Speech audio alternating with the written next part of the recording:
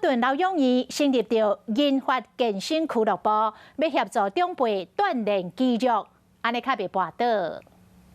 对智能治疗师设计动作做伙运动，准备要体验各种的健身设备。草屯廖永义配合卫福部成立的老大人健身俱乐部，特别邀请社区的老大人做伙来参加。佮加一位的运动的所在，佮加筋骨加真好，安尼吼，这是爱传互大家知影。 宜芳成立健身俱乐部，主要是考虑到老大人，对来讲控制因的慢性病以外，锻炼筋脉嘛真要紧。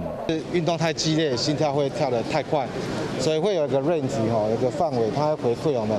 今天你什么样的运动对你是最适合的。 这个健身俱乐部每礼拜四下晡开放，如果规个更加侪团队活动的课程，而且已经甲大学合作，会引进更加侪科技设备，以更加专业的方式，带这老大人来运动。想要获取更多新闻资讯，想要看到主播最新的动态，赶快订阅华视 YouTube 频道。